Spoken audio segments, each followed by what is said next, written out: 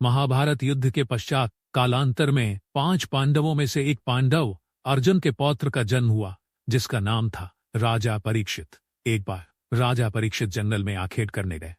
उसी दौरान उन्होंने जंगल में कलयुग को देखा। परीक्षित ने कलयुग को तुरंत भूलोक छोड़ जाने का आदेश दिया, जिस पर कलयुग राजा के पैरों में गिर पड़ा। और राजधर्म कहता है कि चरण में आए को शरण देना ही क्षत्रिय का परम कर्तव्य है।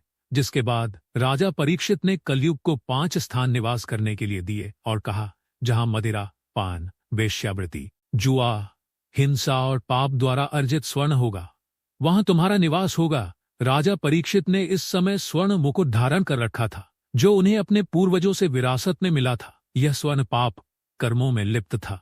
इसी बात का फायदा उठाकर कलयुग मुकुट में प्रवेश कर राजा के सिर पर सवार हो गया। जंगल में आखेट करते राजा परीक्षित को प्यास लगी।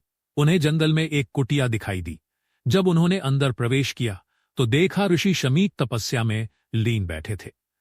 जब परीक्षित ने ऋषि से पीने हेतु जल मांगा तो तपस्या में ऋषि ने कोई प्रतिक्रिया नहीं दी। जिसके बाद कलयुग के प्रभाव से क्रोध में आकर राजा परीक्षित ने ऋषि के गले में मृत सर्प डाल दिया और अपने महल लौट आए। उन्होंने जैसे ही आराम करने के लिए अपना मुकुट उतारा, उन्हें ज्ञात हुआ कि उनके हाथों से बहुत बड़ा अनर्थ हो गया है। राजा तुरंत घोड़े पर सवार हुए और ऋषि शमीक की कुटिया के समीप आ पहुंचे। लेकिन राजा से ठीक पहले ऋषि शमीक के पुत्र ऋषि श्रृंगी वहां पहुंच चुके थे। जब अनभिज्ञ ऋषिपुत्र श्रृंगी ने देखा कि मेरे पिता के गले में कोई मृत सर्प डालकर चला गया, तो क्रोधित ऋषिपुत्र श्रृंगी ने यह श्राप दे डाला कि जिसकी किसी ने भी यह कुकृत्य किया है, उसे आज से ठीक 7वें दिन तक शशक नाग डसकर मृत्युलोक पहुंचा देगा। दूर खड़े राजा परीक्षित ने यह सब सुन लिया। जिसके बाद राजा परीक्षित काफी दुखी हुए, क्योंकि कहा जाता है जब किसी की मृत्यु सर्प काटने से होती है, उसकी कभी मुक्ति नहीं होती। इसके समाधान के लिए राज्य के पुरोहितों ने 7 दिनों में श्रीमद् भगवद गीता का पाठ कर राजा परीक्षित को सुनाया। जिसके बाद राजा के सप्ततल प्रासाद महल की सुरक्षा इतनी कड़ी कर दी गई कि कोई परिंदा भी पर न मार सके। लेकिन फिर भी ठीक 7वें दिन तक्षक नाग किसी महल में प्रवेश कर गया और राजा परीक्षित को डस लिया। जब राजा परीक्षित के पुत्र जन्मेजय को यह ज्ञात हुआ कि उसके पिता की मृत्यु तक्षक के डसने से हुई है, तब जन्मेजय के मन में प्रतिशोध की भावना भभक उठी और जन्मेजय ने सांपों का अस्तित्व मिटाने की प्रतिज्ञा ली और सर्प दमन यज्ञ प्रारंभ कर डाला, जिसके कारण भूलोक के समस्त सर्प यज्ञ की अग्नि में आकर भस्मीभूत होने लगे। जिसके बाद नागों ने जाकर माता मनसा देवी से रक्षा की गुहार लगाई। तब माता ने अपने पुत्र आस्तिक को यज्ञ रुकवाने के लिए भेजा। अब अग्नि में सर्पों की आहुति दी जा रही थी। तब माता मनसा देवी के पुत्र आस्तिक के सत प्रयत्नों से नागों के प्राणों की रक्षा की गई। समय बीता गया और एक दिन जन्मेजय की भी प्राकृतिक कारणों से मृत्यु हो गई। लेकिन जब जन्मेजय की मृत्यु हुई तब बदला लेने के लिए नागों ने जन्मेजय की आत्मा को पाताल लोक में बंदी बना लिया। युग बदलते गए और फिर प्रारंभ हुआ कलयुग। इस काल के युग में एक बालक का जन्म हुआ। जब ज्योतिष ने ग्रह नक्षत्रों का आकलन किया तो ज्योतिष भयभीत हो गया और कहा कि इस बालक का जन्म घोर अशुभ नक्षत्रों में हुआ। ज्योतिष ने बालक के माता पिता को उसे समुद्र में फेंकने के लिए बाध्य किया। ज्योतिष के दबाव में आकर बालक के माता पिता को ना चाहते हुए भी ऐसा करना पड़ा। जब बालक को समुद्र में फेंका गया तो समुद्र में मौजूद एक विशालकाय मछली ने उसे निगल लिया और बालक कई वर्षों तक मछली के पेट के अंदर ही रहा। जिसके बाद मछली तैरते हुए एक समुद्र तट पर पहुंची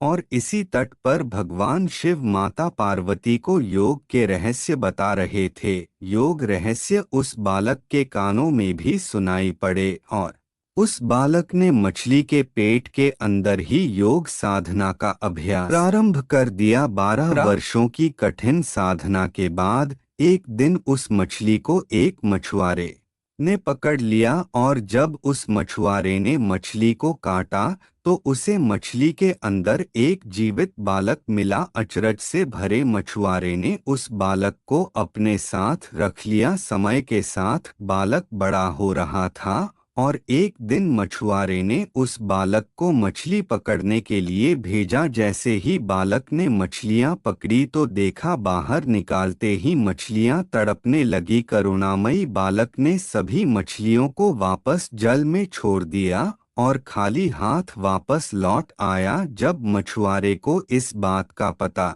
चला तो उसने बालक को बुरा भला कहा। जब मछुआरे ने बालक को बुरा भला कहा तो वह बालक उस स्थान को छोड़ अज्ञातवास की ओर निकल पड़ा। अपने भरण पोषण के लिए भिक्षा मांगने लगा और अपना संपूर्ण जीवन साधना में लगा दिया। समय बीतता गया और समय के साथ साथ वह बालक एक प्रबुद्ध सिद्ध के रूप में उभरा। कुछ लोग उन्हें भगवान शिव का भक्त तो कुछ लोग उन्हें भगवान शिव का अंश भी मानते हैं। इतने लंबे समय तक मछली के पेट में पलने के कारण इन्हें गुरु मत्स्येंद्रनाथ के नाम से जाना जाने लगा। उन्हें मछलियों का भगवान भी कहा जाता है। इत्तेफाक कहे या कुछ और ऐसी ही घटना का वर्णन तिब्बती प्रस्तुतिकरण में भी मिलता है। कुछ विद्वान इस घटना और बाइबल की योना और वेल की कहानी के बीच समानताएं खींचते हैं।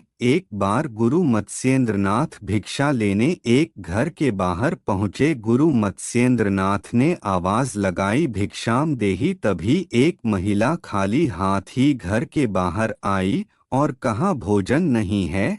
तब मत्स्येंद्रनाथ ने कहा, कुछ बासी या बच्चों द्वारा छोड़ा गया भोजन ही दे दीजिए। तब उस महिला के आंखों से अश्रुधारा बहने लगी क्योंकि वह महिला बांझ थी। गुरु से यह देखा न गया और गुरु मत्स्येंद्रनाथ ने पुत्र प्राप्ति होगी बोलकर आशीर्वाद के रूप में प्रसाद उस महिला को खाने के लिए दे दिया।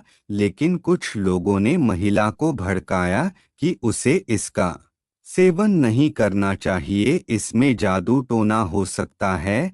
डर के मारे उस महिला ने वह प्रसाद पास ही में बने एक गोबर के ढेर में फेंक दिया। इसके ठीक 12 वर्षों बाद गुरु मत्स्येंद्रनाथ फिर वहां लौटे और उस महिला से उसके पुत्र के बारे में पूछा तो महिला ने गुरु से झूठ बोल दिया कि उसे कोई पुत्र नहीं हुआ। तभी गुरु मत्स्येंद्रनाथ ने जोर से पुकारा तो 12 वर्ष का एक तेजवान बालक गोबर के ढेर से निकलकर सामने आया। गोबर में जन्म होने के कारण उन्हें गोरखनाथ की उपाधि दी गई। जिसके बाद उस महिला ने डरते डरते सारा वृतांत गुरु को कह सुनाया और गुरु मत्स्येंद्रनाथ से अपनी भूल की माफी मांगी। गुरु ने उसे क्षमा तो कर दिया किंतु महिला के बहुत आग्रह करने के बाद भी गुरु नहीं माने और गोरखनाथ को अपने संग ले चले और इस प्रकार गुरु गोरखनाथ जी को गुरु के रूप में गुरु मत्स्येंद्रनाथ से शिक्षा और दीक्षा ग्रहण करने का सौभाग्य प्राप्त हुआ।